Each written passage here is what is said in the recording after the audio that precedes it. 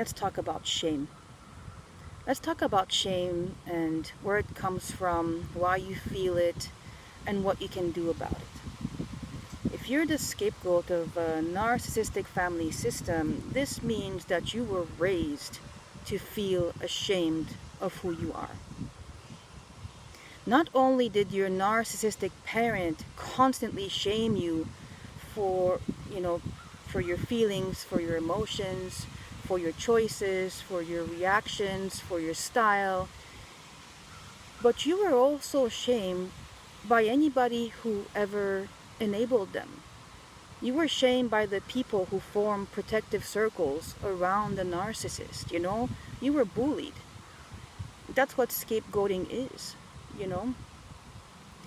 And one thing that I found that happens a lot in narcissistic family systems is that other family members will be conditioned to shame you. It will become like a go-to automatic reaction for them. And I'm going to give you an example to illustrate that, while I was growing up and while I was still in the system, I got along really well with my sibling and I got along really well with my dad. When the narcissist wasn't around, things were always so peaceful. And, especially when it came to my sibling, we would go to the movies and when there would be events, things, we would get along, have conversations, things would be sort of normal.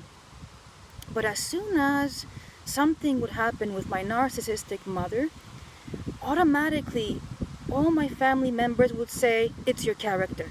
It's your character. It's because of your bad behavior. It's your character. It's because of this. It's because, it's because your behavior is unacceptable. Basically that's what they would say. And it was like the go-to phrase, oh, you're the black sheep. It's your character. It's your character. You're the black sheep, And I just remember thinking to myself, my gosh, like, what do you mean my character? At some point I started to, because that was like the family normal. It was just the normal. It was like the go-to automatic behavior of everybody around me. And at some point, I remember thinking to myself, what are you talking about when you say bad character? Where does this narrative come from? I mean, don't we get along? Have I ever been like super rude to you? Like, do I come into your house and spit on the floor, refuse to take off my shoes, act like super, rude with everybody, tell you the food you're cooking is disgusting? Like, do I misbehave? Like,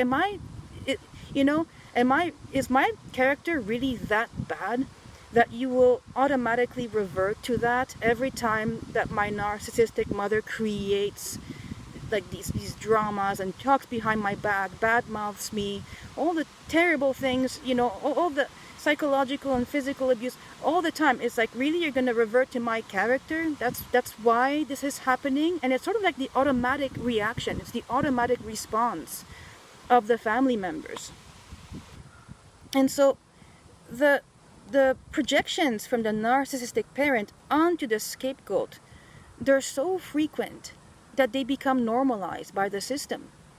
And so this ingrains shame as a habitual way of thinking, acting, and existing as the scapegoat within that narcissistic family system. It just becomes, the shaming the scapegoat becomes completely normalized. And the other thing, is, when you go through life, when you're born, life has its ups and its downs, right? I mean, there's people get married, people get divorced, there's you get a job, sometimes you're not happy at your job, so you switch. There's friendship breakups, friends come and go, and so on. I mean, life is not always like a perfectly straight line, right? I mean, there's ups and downs. And when you're a family scapegoat, the downs are going to be zoomed in on to prove, as proof that there's something wrong with you. Because when you're scapegoat, any mistake you made, anything that happens to you, anything that surrounds you, even the stuff that's out of your control, it's always your fault. It's always used as an excuse to shame you even further. And so as scapegoats, this becomes our identity. This sort of oppressive aura surrounds us, as every negative occurrence that happened in our life will be used to shame us, to further make us feel like we are beneath everybody else. Because we can't make mistakes. We're not, a mistake, like I said, is used as proof that the narcissistic parent is right about us. Now let's understand where shame comes from. Shame, it comes from when feelings of inadequacy, worthlessness. It's when you're like disconnected, excluded, when you're dishonored. And a scapegoat will internalize the shame due to the constant criticism and the blame, and because they have to carry the weight of the narcissistic parents, emotional dysregulation on their shoulders. Every time something happens, the narcissistic parent will turn to the scapegoat and blame and shame them, and the whole family system will follow that. They will jump on that train. So shame, it can be shame happens because of different various underlying feelings and emotions will cause shame. And a lot of the times, all of those, if not most of those, are constantly triggered by the narcissistic parent and the narcissistic family system. Embarrassment. Embarrassment is when you're feeling sort of self-conscious. It's awkward. You're in a awkward situation. Embarrassment will contribute to your feelings of shame. The scapegoat may feel embarrassed because, for example, because of their inability to live up to the expectations set by the narcissistic parent. So, academically, career-wise, whatever it is, the scapegoat will be made to feel embarrassed for not having lived up to the expectations of the family system. They will be made self-conscious about their appearance, their personality traits, their interests, their life choices, and all of those things will be used to make the scapegoat feel as the inferior family member. And they will also be made to feel embarrassed when their accomplishments are overshadowed or belittled by other family members, basically reinforcing their sense of inadequacy all the time. Then there's, the guilt. Now, here's the thing, guilt, you'll feel guilt when you did something wrong. You did something wrong. It goes against your values. It goes against your principles, and you feel like, oh my gosh, I shouldn't have done that. I feel bad. That's guilt. Guilt can be healthy, when it's used correctly, because it means you're not a narcissist, right? You do something wrong, you feel guilty, and you correct yourself. But here we're talking about toxic guilt. A scapegoat will be made to feel guilty for things like, putting down boundaries, asserting their individuality, okay? If you try and assert your individuality with a narcissistic parent, you're going to be made feel, they're going to tell you that you're disrespectful, that you're selfish, when you try to just assert yourself, this is who I am. No, I don't like this.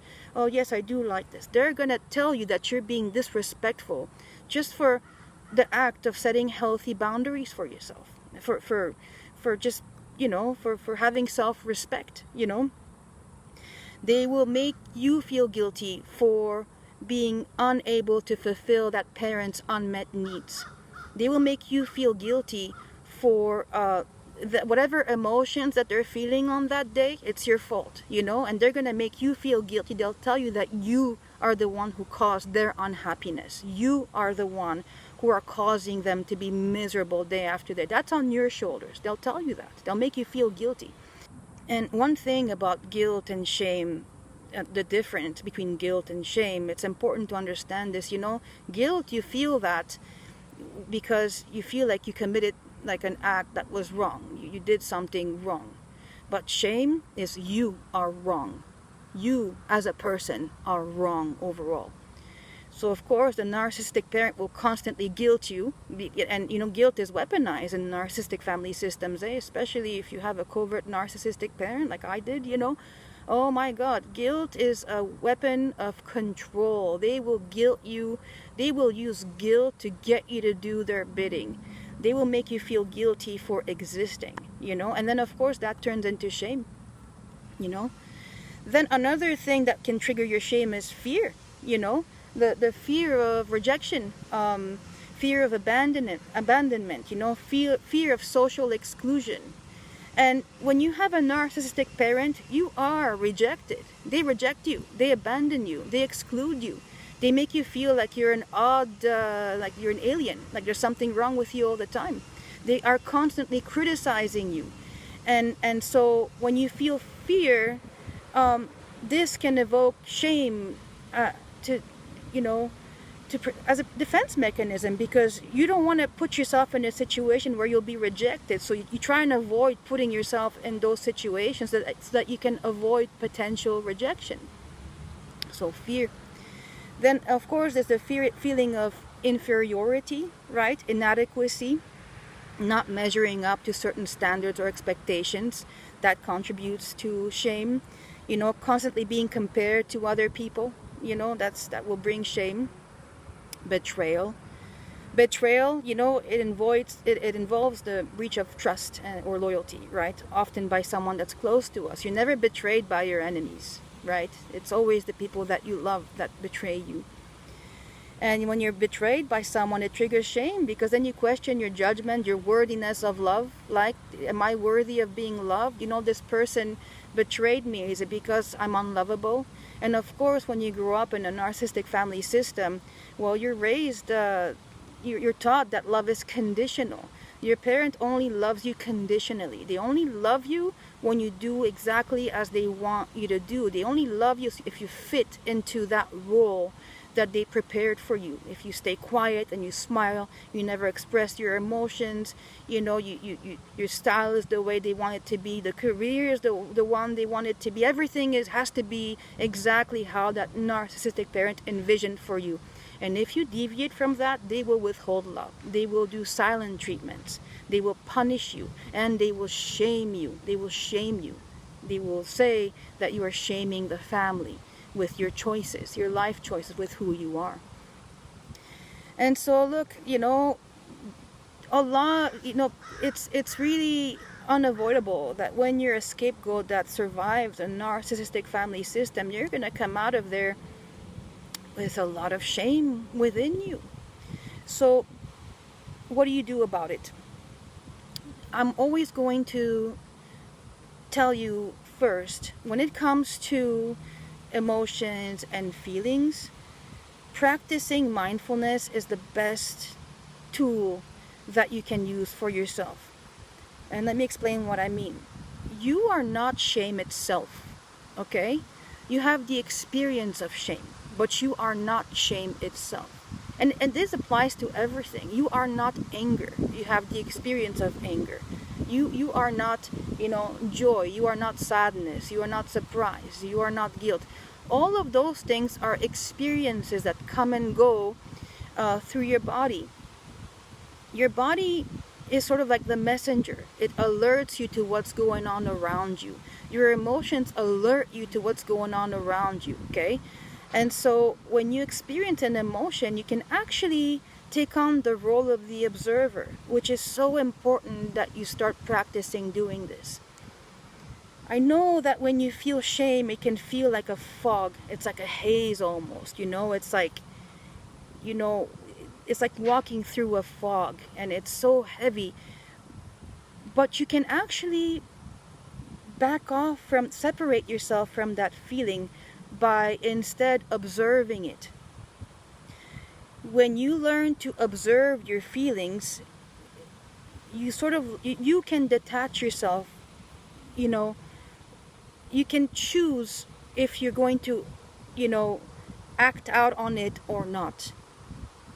And it's through mindfulness that you can develop this capacity to observe the sensations and the thoughts that are associated, in this case, with shame, without being overwhelmed by them. Look, it's like this. Wiggle your toes right now. Wiggle your toes and feel your toes against the ground. Now, if you pay attention to the feeling of your toes wiggling on the ground, so you observe the feeling of your toes wiggling on the ground. You are not the toes wiggling on the ground. This is something that you're doing, right? So if you can observe the sensation of that feeling of your toes wiggling on the ground, do the same thing when it comes to your emotions and your feelings. Observe them. Just as you observe the feeling of you wiggling your toes, you can observe your feelings and your emotions the same way. Okay? So when you feel, when you get to know what you're feeling and you can name it, okay, this is shame, this is guilt, this is anger, this is sadness, this is grief. When you can name them, it becomes easier for you to be able to manage them, because they're not your world anymore. You always have the power to choose how you're going to respond to what you're feeling. And the thing about emotions and feelings is that they come and go. They're not permanent. Everything that you feel, it can pass if you allow it to. You have to allow it to pass. So you have to allow yourself to feel those emotions, let them go through you, let them pass. And once they passed, then you can make a decision. Shame is the same thing. Shame takes over your system, but if you separate yourself from it, you can actually tell yourself, oh, that's the feeling of shame. So you know what? I'm aware that this is a feeling in my body right now. I don't have to believe it. I'm just gonna observe it. I'm going to acknowledge that it's there, but I don't have to believe its message. I am not shame itself. It's an experience that has been taught to me by my narcissistic parent. So become the observer. Start observing how you feel. The second thing that's really important for you to do is watch your body posture. And this is true and it's important, because your body and your mind are interconnected. The way that you hold yourself physically, it will influence your mental and emotional state. And this is true. Like if you put on a smile on your face, I'm not talking about toxic positivity, but I just mean, like, if you feel really down, put a pen in your mouth and force that smile on your face, and it will actually help you a little bit to alleviate that heaviness in your body. So when you feel shame, what happens is your body contracts. Your body collapses onto itself, You will find yourself sort of slumping. You will avoid eye contact. Your shoulders will be hunched. You're going to look at the ground when you walk, And so the next time that you take a walk, pay attention to your posture, to how you walk. Are you hunched? Are you looking at the ground? Are you avoiding, are you feeling sort of, contracted, right?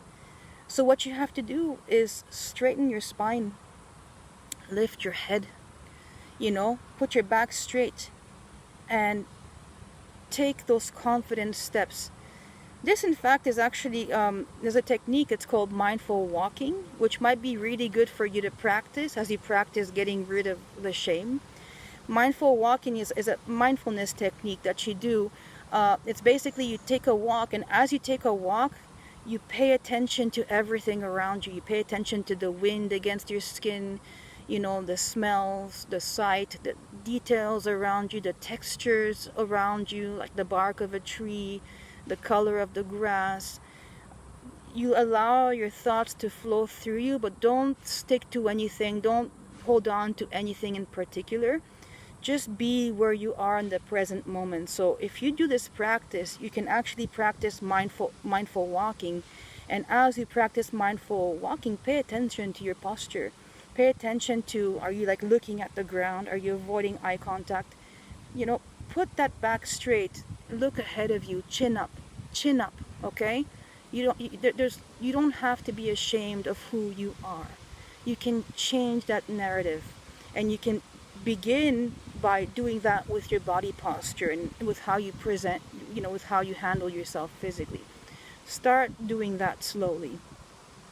Now, the next thing is challenge your limiting beliefs. This is really, really, really important, okay? Because as scapegoats, we are filled with shame-based beliefs, okay?